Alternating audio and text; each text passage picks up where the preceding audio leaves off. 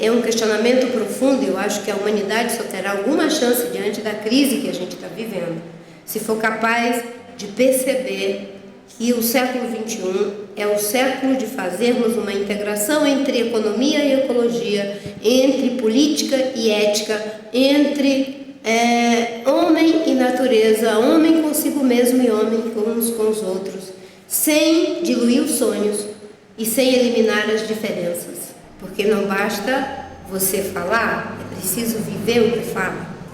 A melhor mensagem que se leva não é a que se diz, é a que se vive. Welcome to Global Leadership TV. My name is Walter Link. I've always been fascinated by the question of how we move from our many challenges into our full potential as individuals, organizations, and whole societies. In this television series, I inquire with some of the most innovative leaders from around the world about how they manage to move from inspiration to real change. Please join us in this exploration because we all make a difference and we all can get better at it. Therefore, on our website, we not only show other dialogues and publications, but also the kind of practices that these leaders and their organization used to move from inspiration to real change.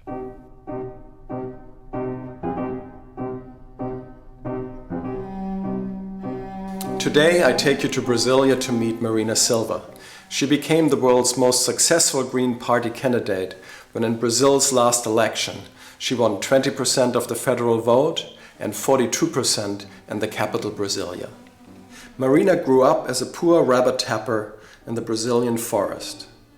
Illiterate until the age of 16, the native wisdom that surrounded Marina's youth continued to inspire her extraordinary journey to become an environmental activist and a union leader, a federal senator and a government minister. Join me in this very personal dialogue with Marina Silva, one of the world's most important leaders towards sustainable civilization.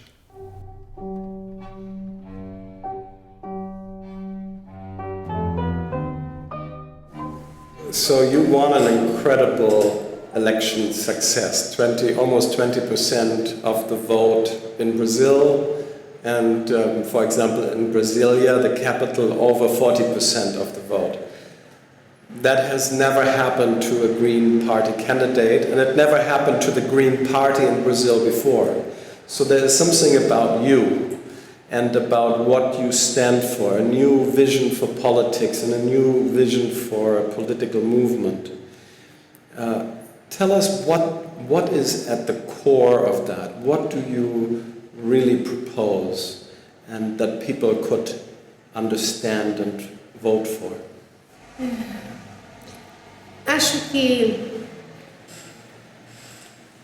antecedendo a proposta, tem algo que tem uma força mobilizadora, que consiste no seguinte: existem momentos da história da humanidade em que as pessoas começam a sentir um mal-estar para além do normal com aquilo que está acontecendo, com a política, com a espiritualidade, com as instituições, as empresas, as relações das pessoas umas com as outras, das pessoas consigo mesmas e das pessoas com a natureza.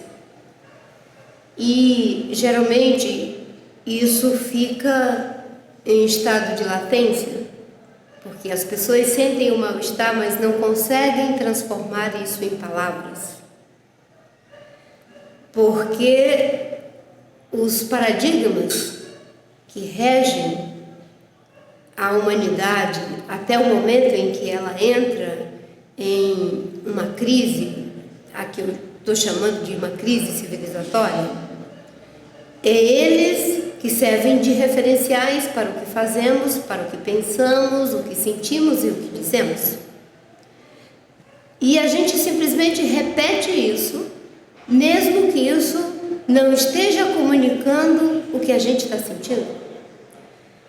Mas, ainda bem, que existe uma parte da sociedade e geralmente, até hoje pelo menos, tem sido uma pequena parte, que conseguem se descolar desses velhos paradigmas e dessas mesmas formas de expressar o que se está sentindo, repetitivas e, portanto, estagnadas, e trazem uma palavra nova, um sentido novo. E é isso que eu acho que aconteceu no Brasil. As pessoas identificaram na minha campanha e do Guilherme uma palavra nova. E de certa forma, quando dizíamos coisas que elas estavam sentindo, mas não conseguiam expressar, aquilo ganhava uma força mobilizadora nelas muito forte. Por exemplo, as pessoas estão muito cansadas da polarização PT-PSDB aqui no Brasil, porque o Brasil historicamente é marcado por essa polarização. É império, é república, é democracia ou ditadura, é Arena ou PMDB, os partidos antigos, e agora é PT ou PSDB. E quando você tem apenas uma coisa ou outra para optar, isso faz com que as pessoas se sintam sem a possibilidade de escolha, porque a opção não é uma escolha. A opção é você olhar para o que existe e decidir rapidamente o que é menos pior para você. A escolha consiste num ato de construir aquilo que eu vou escolher. E isso me faz autor e coautor da escolha que eu faço. Então, quando colocamos algo como, por exemplo, os jornalistas nos perguntavam: vocês são oposição ou vocês são da situação? E eu respondia: nem oposição nem situação. O que nós temos é uma posição, porque o que está faltando no Brasil é ter posição. Aí eles nos perguntavam: mas vocês são esquerda ou são direita? E eu respondia como alguém já respondeu: nem esquerda nem direita, nós estamos à frente. E as pessoas ficavam confusas. E no dia do primeiro debate, as pessoas perguntavam aos jornalistas: e aí, como foi que a senhora se preparou para o grande embate com a Dilma e com o Serra? Quais são as perguntas? E como é que vai ser esse grande embate? E eu dizia: mas não vai ser um embate. Como assim não vai ser um embate? Não precisa ser um embate.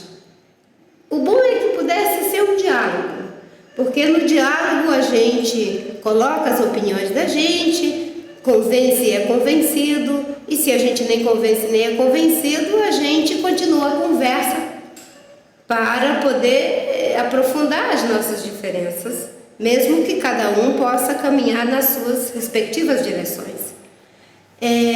No debate, um perde e outro ganha. Agora, no embate, ninguém ganha. Então, eu não estou indo para um embate, eu estou indo para um debate.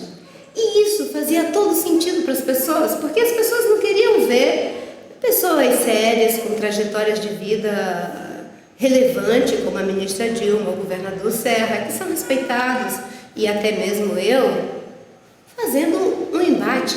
Mas no paradigma velho, política, é você fazer um embate.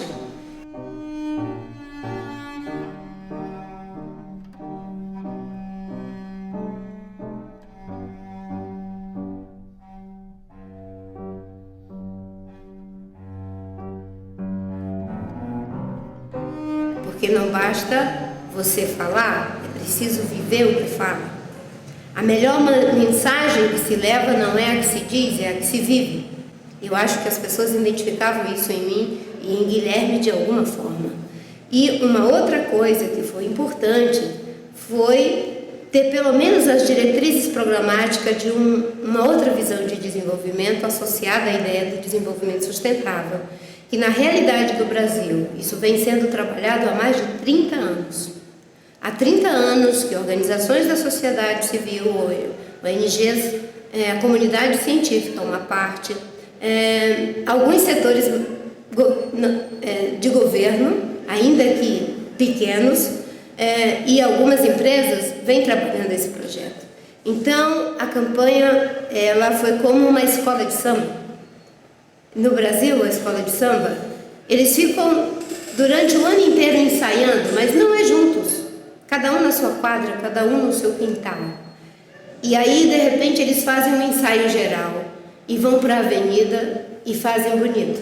E eu dizia isso para a minha equipe: nós estamos integrando tudo isso que durante 30 anos ficou ensaiando cada um no seu quintal, e estamos indo para a avenida fazer um primeiro ensaio geral com uma comissão de frente, que somos eu e Guilherme, e uma equipe de expertos que estava ali dando suporte na área de educação, economia e políticas sociais, que nós não vamos fazer feio. No mínimo, nós vamos perder ganhando. So, there were 20 million people that voted for you.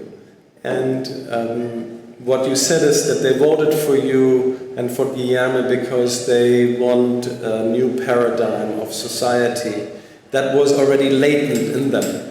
And it was, in a way, you giving voice and giving the opportunity to vote for a different paradigm that brought them forward to vote for you.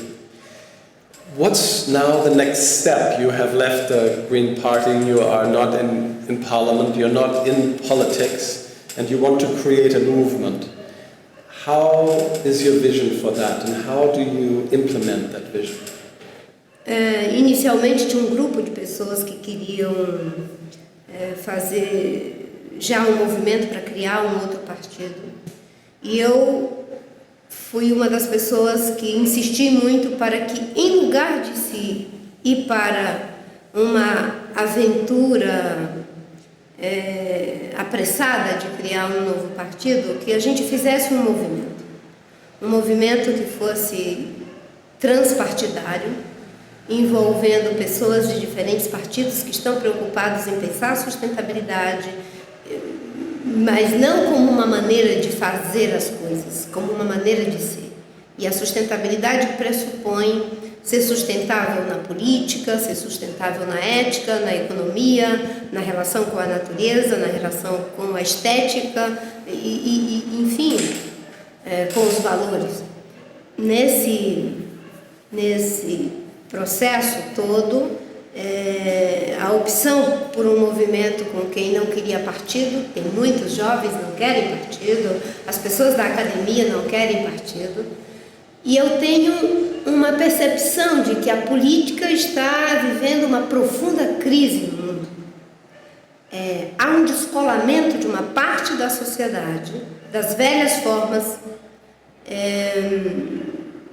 de pensar a política, mas não só de pensar a política, também de operar a política.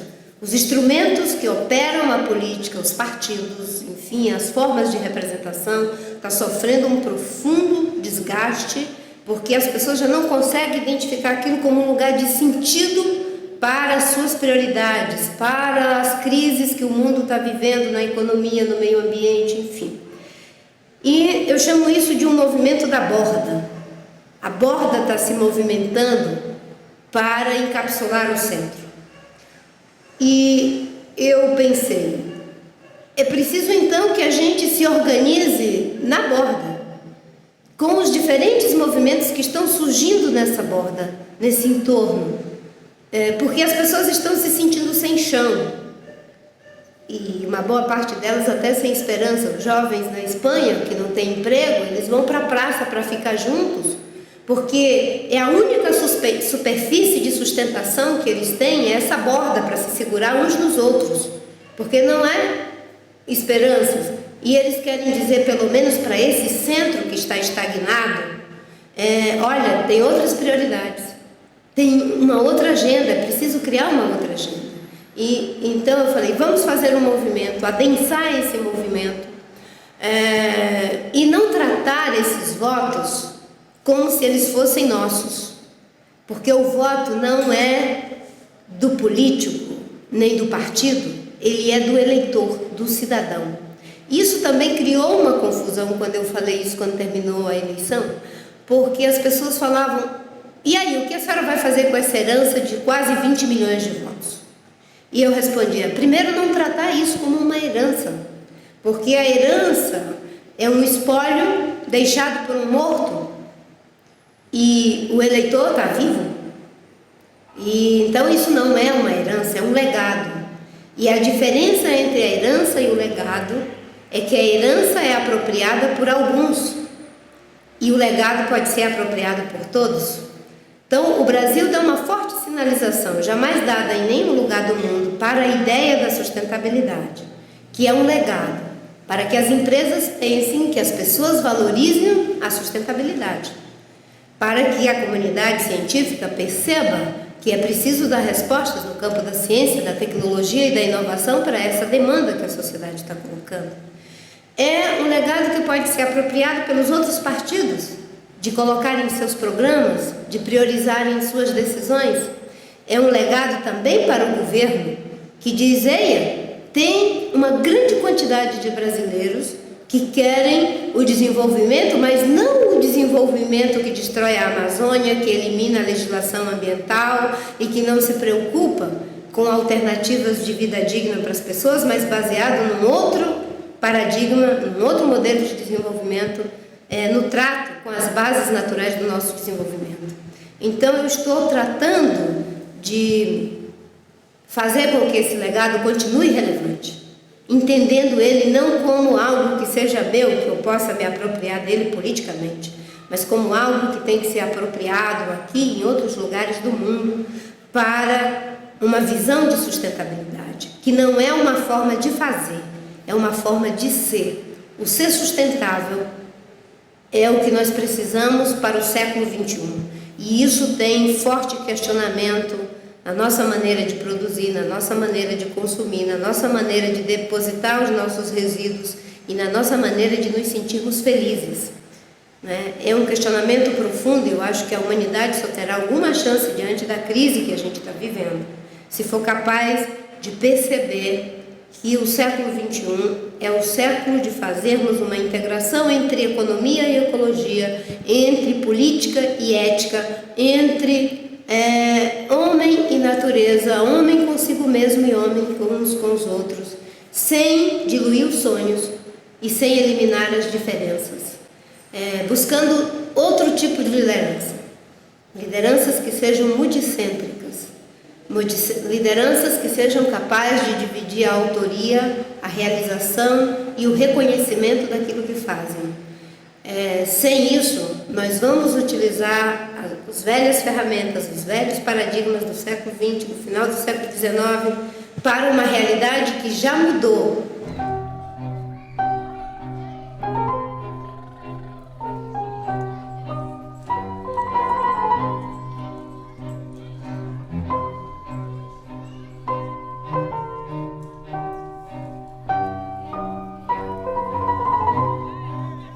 You speak about the importance of difference, and I think one of the big challenges that we have today, not only in Brazil but in the whole world, is to appreciate the richness of our difference and to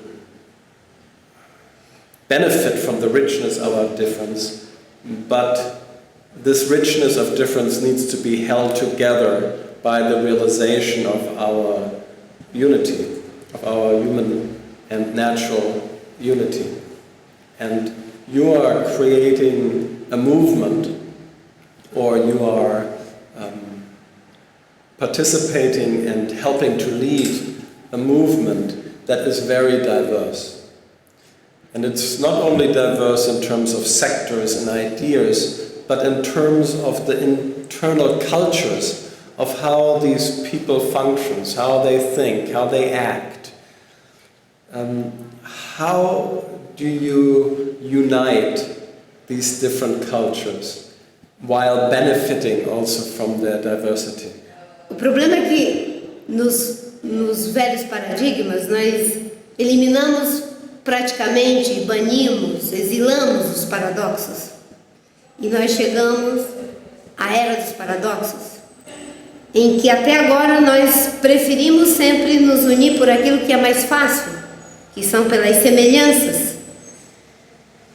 Mas agora é o momento de nos unirmos pela diferença. E como é que a gente se une pela diferença? Eu diria que é em cima dos valores, em cima de princípios éticos e de valores morais duradouros. É possível fazer alianças pontuais. Nós não vamos concordar em tudo e em todas as coisas o tempo todo, mas tem algumas coisas que, para estarmos juntos, é preciso que concordemos o tempo todo. É preciso que concordemos que não dá para sacrificar os recursos de milhares e milhares de anos pelo lucro de apenas algumas décadas. É preciso que concordemos que a pobreza, que ultraja a dignidade humana, não pode ser aceitável. É possível que concordemos que não dá para uns acumularem indefinidamente em prejuízo da vida, em prejuízo da preservação do planeta. Estou citando alguns exemplos. É preciso que tenhamos uma visão de que a democracia é um valor e que, ainda que nos cause desconforto, é a melhor forma de resolvermos os nossos problemas. Pelo menos é assim que pensamos no mundo ocidental. Então, é em cima dos valores que a gente se une. You speak about the importance of values to unite this vast diversity, the richness of diversity brought together through uniting values. But often values are just words on a piece of paper of a vision statement, or they are easily said in conversation. But when we talk about really changing the world, we need to talk about values that are really lived, that can also withstand crisis. So, how do you find those uniting values, and which are those? And also, how do you find them so authentically and strongly that they can actually bring about real change? Esse é o nosso maior desafio, porque os valores deles estão aí. E o grande desafio é não é como vou encontrar os valores, é como eu vou amalgamar pessoas que sejam capazes de viver os valores que conhecem e que muitas vezes professam, sem dar aos valores que professam nenhuma credibilidade em termos de vivência. Cada vez mais vai ser exigido àqueles que lideram pelo exemplo. Cada vez mais essas lideranças terão que ser multicêntricas. Não há como ser líder de tudo e ainda ser líder do resto. Esse tipo de liderança não responde a essa realidade. Nós estamos vivendo hoje aquilo que eu estou chamando de democracia prospectiva. A humanidade está vivendo uma espécie de democracia prospectiva. Antes, quem fazia a prospecção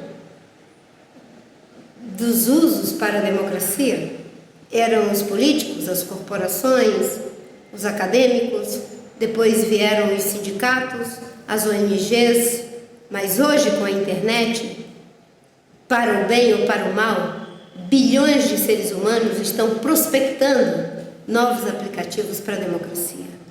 E o Castells fala da ideia da democracia dos indivíduos. E eis o grande desafio, é como essa ideia de democracia dos indivíduos não nos leva para uma atomização da sociedade, aonde se perde o laço social e a ideia de interesse público, porque sem isso não tem como ter sociedade. Então, os valores, eles estão, de certa forma, ao longo de milhares de anos, vindo sendo amalgamados.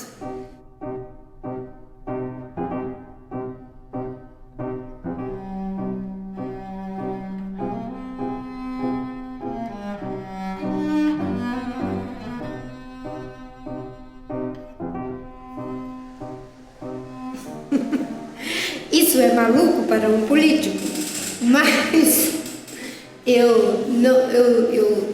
eu faço política como um serviço. E eu nem sei se eu tenho a política. Eu acho que ela me tem. Eu acho que as causas, a gente não as tem. A gente é tido por ela. E quando você é tido pela causa, você não diz só aquilo que rende popularidade, você não diz ou não faz só aquilo que pode te dar mais prestígio. Você faz e diz aquilo que é necessário ser dito, ser feito, mesmo que isso possa te tirar o prestígio. E mesmo que às vezes isso possa te tirar a própria vida, como já aconteceu com Chico Mendes, como já aconteceu com Gandhi, como aconteceu com tantas pessoas.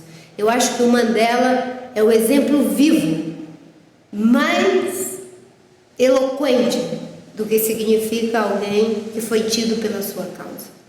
So part of the integration of diversity that you are doing in this movement building is to also bring together, on the one hand, the groups that want to change the material reality of life, social conditions, the environmental conditions, political conditions. But you combine them also with a perspective on the spiritual, on the inner, and recognizing that in order to change society, psychology, spirituality has an important place, and it does so also in your personal life. But that's not easy to bring together, because those groups that were more oriented towards inner work and towards outer work tend to be also split and often look at each other with disrespect, at the very least with lack of understanding of how they could possibly be useful to each other. So my understanding is that in your vision, those are needed to be brought together, because the crisis of our civilization is not only a material crisis, it's also a spiritual crisis. So how do you see that, this integration of the inner and the outer? E eu diria que um movimento com essa magnitude, ele vai ter as pessoas com esses diferentes olhares. E talvez a gente não consiga fazer exatamente uma integração mecânica desses dois grupos, e nenhuma transição disso que nós temos hoje para uma outra coisa que vamos ter amanhã. Eu acho que a gente vai passar por um processo de mutação. Essa mutação, ela acontece com os que acham que são melhores porque são apenas almáticos e sonháticos, e vai acontecer também com aqueles que são melhores porque são pragmáticos e dão respostas para os problemas reais.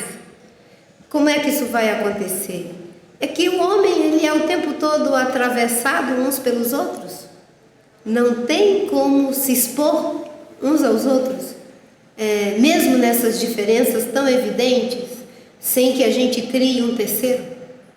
E essa mutação é como vamos ser capazes de sermos sonhadores, identificados com o ideal do ser sustentável, não como uma forma de fazer, mas como um ideal de vida, e ao mesmo tempo sermos capazes de traduzir isso em atitudes práticas, atitudes reais, porque as pessoas precisam viver e viver uma vida digna, uma vida plena.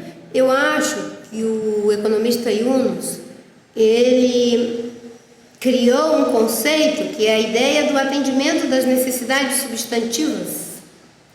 Como é que vamos, diante da escassez dos recursos, da dificuldade que temos, fazer o uso dos recursos, dos meios que dispomos? Talvez a melhor forma disso é investir na qualidade humana em termos de como é que se cria igualdade de oportunidade para as pessoas, para que elas possam fazer as escolhas certas no momento certo para as suas vidas e para as vidas das outras pessoas? Como é que se pode fazer a escolha certa para a nossa geração e para as futuras gerações? Como é que a gente pode estabelecer um diálogo entre a ciência ocidental e a ciência produzida pelo saber tradicional das populações tradicionais, que são portadoras do saber narrativo, que é tratado como não ciência, como não conhecimento? Como é que a gente vai lutar para transformar tanta informação em conhecimento? Como é que a gente vai fazer para transformar conhecimento em sabedoria? Essa mutação é o que vai acontecer e que precisa acontecer. A sorte é que nós ensinamos muito mais do que aquilo que nós nos determinamos a ensinar, diz Roland Barthes. E a sorte é que nós aprendemos muito mais do que aquilo que nós nos determinamos a aprender, porque o homem tem uma parte de si, como disse Santo Agostinho, que é uma espécie de memória não lembrada. Ele diz: por trás da memória lembrada existe uma memória não lembrada que opera em mim. A isso Freud chamou de inconsciente. E nesse espaço há um diálogo que não tem barreira. As pessoas são muito mais do que as suas objetividades. As pessoas são também as suas subjetividades. E uma boa parte daquilo que fazemos, daquilo que pensamos, daquilo que sentimos, daquilo que decidimos, está atravessado por essas subjetividades. O problema é que nós fizemos uma asepsia daquilo que nós não controlamos, daquilo que nós não dominamos, em lugar de querermos aprender com aquilo que nós não temos como subtrair de nós, porque não temos como exilar a nós mesmos no território em que habitamos. O homem não é autossuficiente. O homem, ele é carente dos instintos. Nós somos seres que nos formamos pela carência dos instintos. Precisamos uns dos outros para aprender, para falar, para significar. Eu só estou aqui falando com você porque um dia alguém significou o meu choro, porque um dia alguém me ensinou a andar, porque um dia alguém me ensinou a falar. Isso não para depois que ficamos adultos. Continuamos interpretando o choro, a fala, o olhar, a escuta, o significado uns dos outros, para podermos criar os nossos também.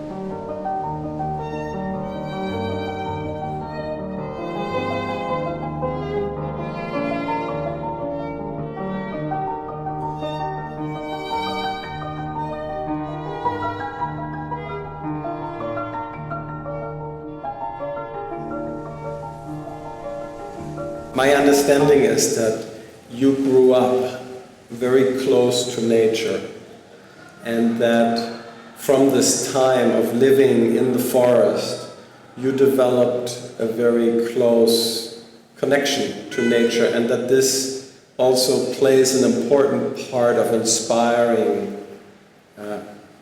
what you're doing now, and that it brings with it also certain sensitivities that have stayed with you and that are central to the way you still are inspired by nature and you connect with people.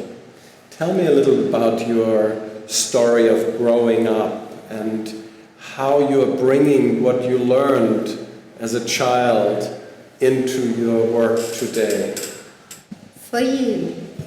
Foi uma infância e uma adolescência de muita aprendizagem. Eu me alfabetizei aos 16 anos. E eu sempre brinco que eu cheguei na cidade analfabeta para o mundo letrado, mas eu já era PhD em saber narrativo. E porque eu aprendi muito com as populações tradicionais, que são os seringueiros, das quais eu faço parte, e eu tive a felicidade de ter uma avó que era parteira tradicional, e um tio que conviveu com os índios dos 12 aos 37 anos, que me ensinaram muitas coisas. E eu aprendi com eles a fazer metáforas. Eu funciono por metáforas. E as metáforas da natureza são maravilhosas quando a gente é capaz de traduzi-las para a linguagem da vida dos humanos. Posso falar uma? A minha avó sempre dizia que quando a gente quer fazer alguma coisa importante, a gente tem que ser semelhante ao fogo do monturo. O monturo geralmente pode ser um conjunto de folhas que estão amontoadas e sai uma pequena fumaça, só que embaixo dessas folhas tem galhos fortes e muita brasa, mas você vê apenas folhas saindo uma pequena fumaça. E você, desavisadamente, pode achar que pode apagar aquele fogo com o pé. E ao colocar o pé, você vai encontrar uma temperatura altíssima, com brasa muito quente. E ela dizia: minha filha, seja como o fogo do monturo, pouca fumaça e alta temperatura. Não na superfície, mas embaixo. Isso foi uma metáfora muito importante. Como é que eu traduzi isso? Eu traduzi isso depois, quando eu estava na faculdade de História, na minha graduação, de que nós deveríamos ser muito mais do que aquilo que conseguimos parecer. E parecer bem menos do que aquilo que de fato somos. Porque quando você parece mais do que de fato você é, você corre o risco de ser uma fraude a ser denunciada. Quando você é muito mais daquilo do que aquilo que você parece ser, você é sempre um tesouro a ser revelado. Não queira ter o brilho do ouro na superfície, tenha o ouro no interior. Isso eu aprendi com a natureza, com o fogo, com a luz, no monturo, que ninguém dá nada por ele.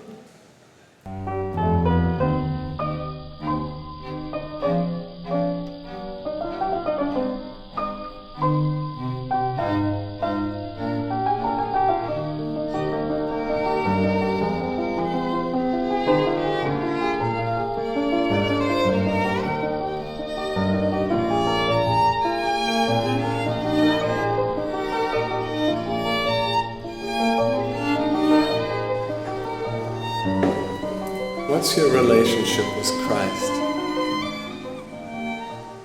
Minha relação com Cristo é uma relação de amor. De amor. De um amor que tem muito a ver com uma coisa que eu li certa vez de um psicanalista francês chamado Legan.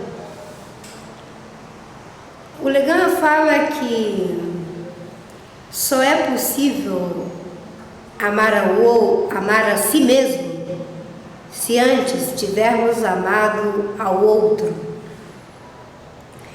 E quando eu li isso, eu pensei, bem, mas isso é uma contradita ao princípio bíblico de que devemos amar ao outro como amamos a nós mesmos. Se só amamos a nós mesmos se antes tivermos amado ao outro, isso é exatamente o contrário do princípio bíblico. E fiquei pensando, porque eu sou uma apaixonada pela psicanálise, e eu cheguei à conclusão de que É maravilhoso que alguém que não crê diz com tanta profundidade, reafirmando o princípio bíblico. Porque o princípio bíblico começa da seguinte forma: amar a Deus sobre todas as coisas. Deus é o grande outro. E por que amamos esse grande outro? Porque Ele nos amou primeiro. E se o amamos, somos capazes de nos amar porque temos a semelhança dele. E a semelhança dele é o amor dele em nós. E quando amamos a Deus sobre todas as coisas ao outro, amamos a nós mesmos. E se amamos a nós mesmos, somos capazes de amar ao nosso semelhante. Então, ele está perfeitamente correto. Então, a minha relação com Jesus Cristo é uma relação de amor. Jesus é o ser mais democrático que eu conheço. Ele chega para o cego em Jericó e pergunta para o cego: o que você quer que eu faça para você? Ele era Deus, era o Filho de Deus. E as pessoas acham muito estranho, mas por que ele não deu a vista para o cego? Ou por que ele não levou logo o cego direto para o céu?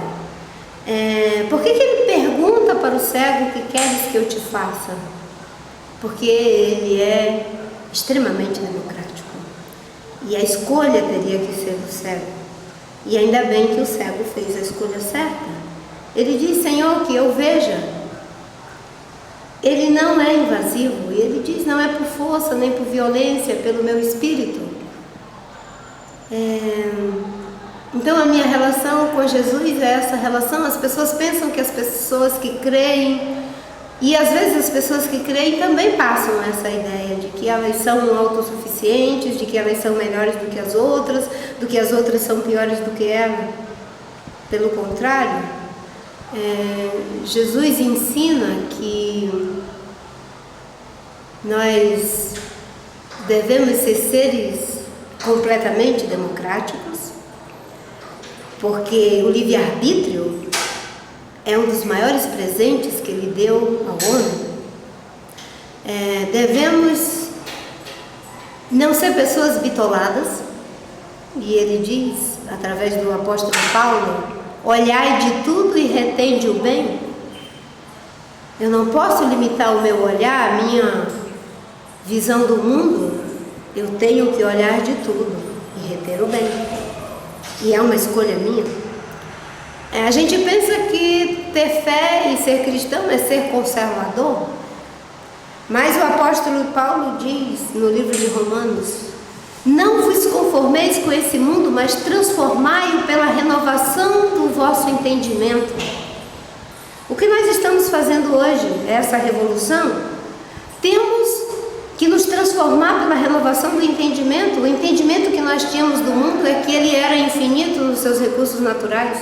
Hoje nós sabemos que é finito e continuamos sem renovar a nossa ação, mesmo tendo mudado o entendimento.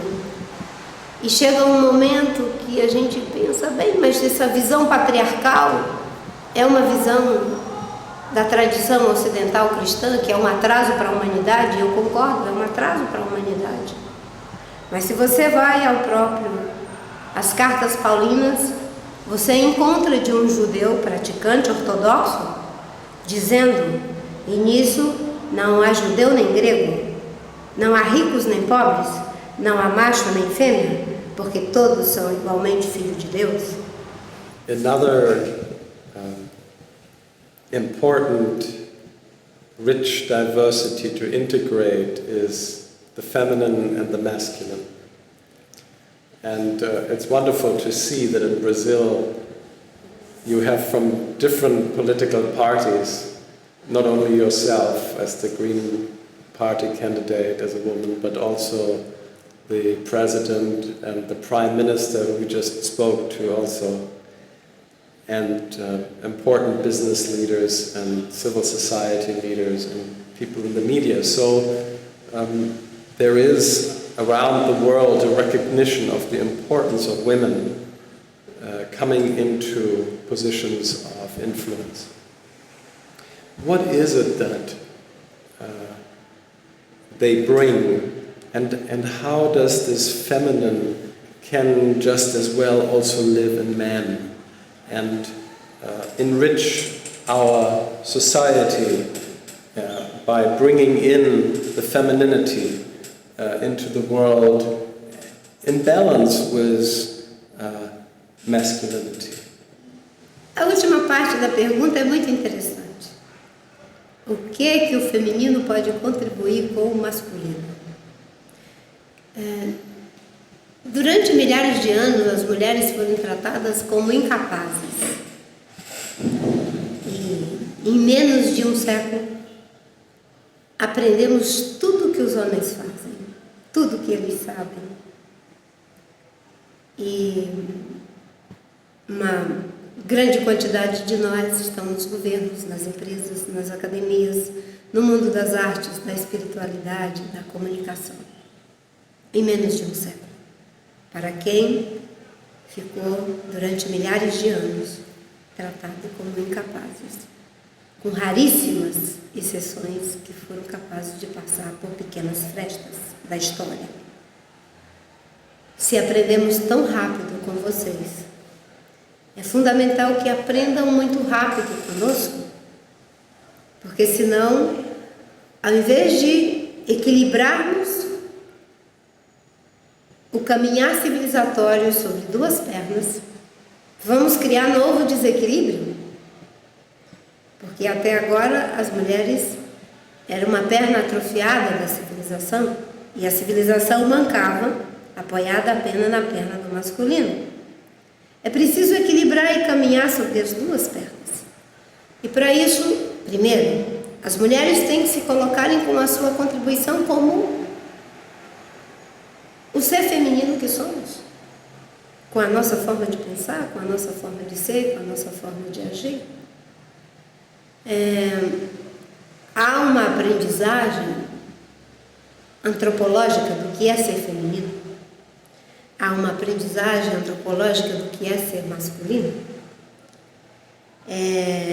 Esses mundos precisam se contactar, se integrar sem eliminar as nossas diferenças. As mulheres, quando elas vão para os espaços de liderança, para os processos, eu digo que elas têm algumas qualidades que são muito importantes. Elas gostam muito mais do consenso do que da disputa. As mulheres, elas têm mais facilidade de dividir a autoria das coisas. As mulheres têm mais facilidade de dividir a realização. As mulheres têm mais facilidade de dividir o reconhecimento daquilo que fazem. Se você olha o estilo masculino, é a disputa, eu convenci, eu fiz, eu acontecer. As mulheres, elas operam numa frequência que exerce aquela coisa que eu chamo de poder diluído muitas vezes. Isso é uma contribuição do feminino.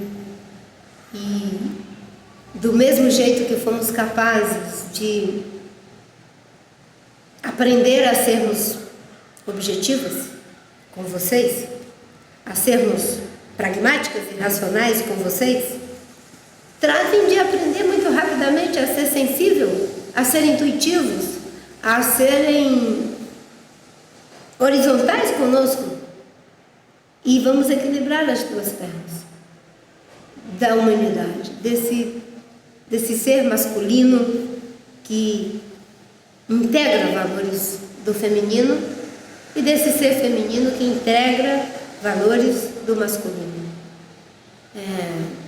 Então nós temos que também ficar vigiando, porque muitas vezes as mulheres se perdem caricaturando os homens,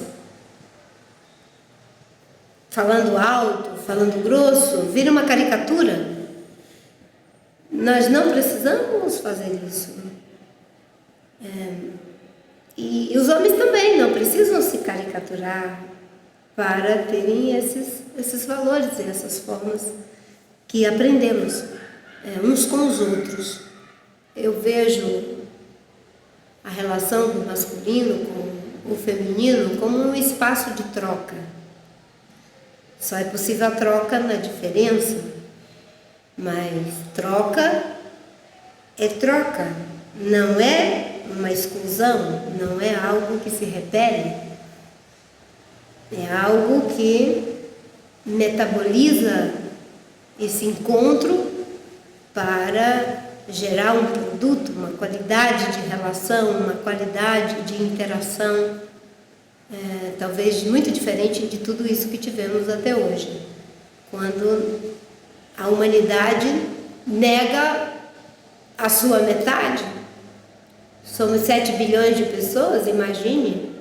Se tivéssemos ainda hoje 3 bilhões e meio de pessoas tratadas como incapazes, quero saber como é que vocês iam nos alimentar, quero saber como é que vocês iam nos carregar. Isso não era sustentável do ponto de vista ético, do ponto de vista econômico, social, cultural e principalmente do ponto de vista da inteligência.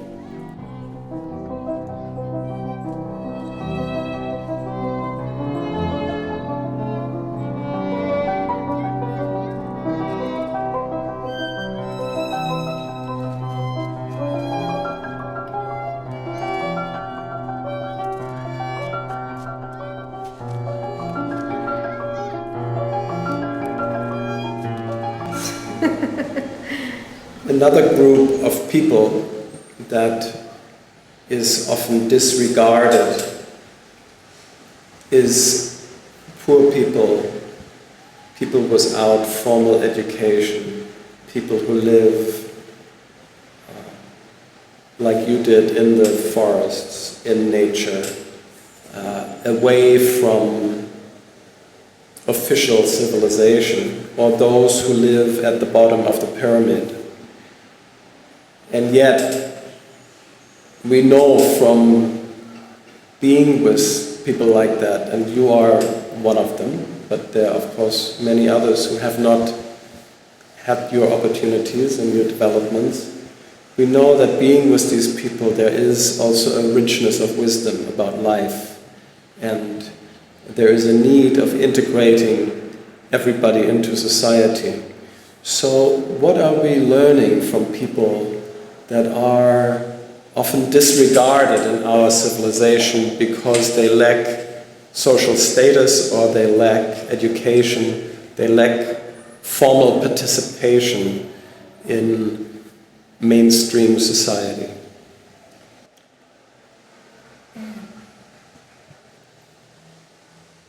Eu gostei muito do que você falou, de que eles têm uma riqueza de vida.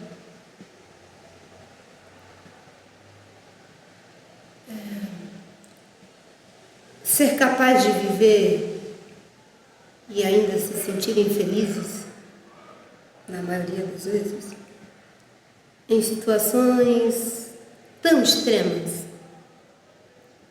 de ausência de atendimento de necessidades básicas, isso é uma riqueza impressionante. As pessoas simples, as pessoas pobres, as pessoas da floresta, os índios, eles têm conhecimentos associados à realidade que vivem. Eles têm uma coisa fundamental que nós perdemos com os nossos confortos, que é a rusticidade. Eles são muito fortes para aguentar o tranco das adversidades que nós mesmos criamos. E nós somos extremamente frágeis para aguentar essas adversidades. Acho que uma coisa que a gente tinha que aprender com eles era como fazemos para preservar em nós também um pouco dessa rusticidade, no sentido, entende rusticidade? A rusticidade das plantas. Uma planta geneticamente modificada é mais vulnerável ao frio, é mais vulnerável à seca, é mais vulnerável. Uma planta rústica tem muito mais força para extrair a última gota d'água que ela pode extrair para continuar viva. Essas pessoas são assim parecidas, elas têm uma riqueza de vida que precisamos aprender com elas.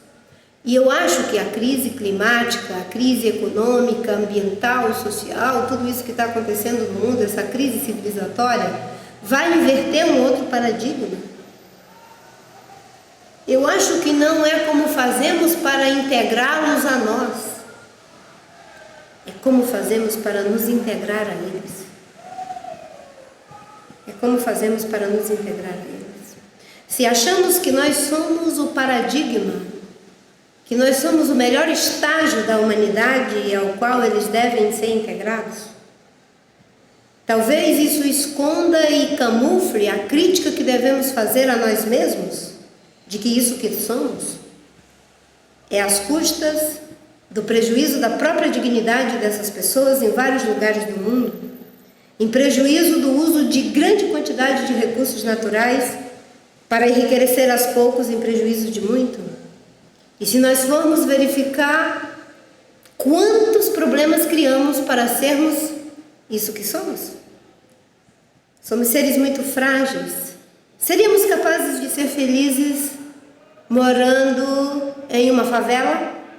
Seríamos capazes de ser felizes não tendo médico na hora que desejamos para atender às nossas necessidades? Seríamos capazes de ser felizes sem as marcas que compramos para ostentar nossos status? Eu acho que nós não precisamos integrar neles essas coisas tão frágeis que temos. Talvez tenhamos que integrar a nós as coisas tão poderosas que tem, que é a capacidade, essa riqueza de vida, de ser feliz mesmo na diversidade. E eu não estou reivindicando que eles continuem pobres, e nem estou reivindicando que fiquemos pobres como eles. Eu só estou reivindicando que aprendamos com eles essa riqueza de espírito, que eu acho que talvez não tivéssemos, porque não estamos treinados para isso. Estamos treinados e adaptados para o conforto. E olha que eu quero vida plena, vida em abundância para todas as pessoas. O problema é que alguns se sentem mais pessoas do que os outros. E como alguns se comportam como se fossem cidadãos, seres humanos de primeira classe, conseguem conviver com outros que ficam desprovidos das condições mínimas materiais para viver como se fossem seres humanos de segunda classe. Isso acontece em relação a pessoas dentro do mesmo país, e isso acontece em relação a países. Isso acontece em relação a regiões inteiras. É só olharmos parte da África, da América Latina, da Ásia e de vários lugares do mundo. Eu sempre digo que nos comovemos com as atrocidades do passado, nos sentimos mais pobres, porque não temos mais como trocar com civilizações inteiras que desapareceram. No entanto, nós temos, só no Brasil, cerca de 220 povos que falam 180 línguas. E sentimos saudade dos maias, dos incas, dos astecas, admiramos sua cosmovisão, seus artefatos, sua engenharia, sua arquitetura, e não nos importamos com aqueles que ainda temos entre nós. A pobreza da humanidade é ser cega para o seu tempo. E sendo cega para aquilo que precisa enxergar no seu tempo, não é capaz de estar presente mesmo quando não existe mais no tempo vindouro. No Brasil, quando os portugueses chegaram aqui, eram 5 milhões de índios.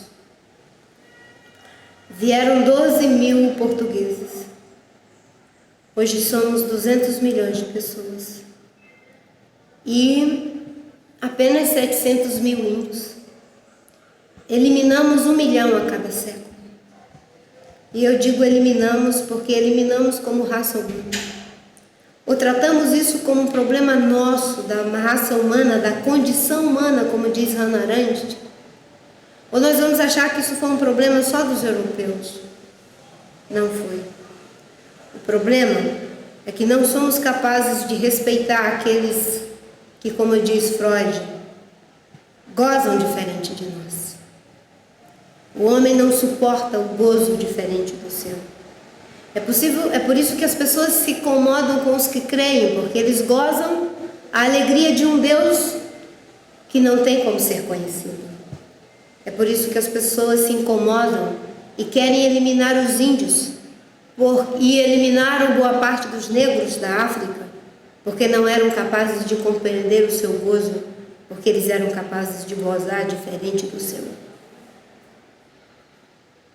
Temos que aprender que existem diferenças que nos enriquecem nessa troca de múltiplos gozos dessa condição humana, que é diversa e que é ao mesmo tempo tão igual, porque o que nos faz igual é sermos humanos.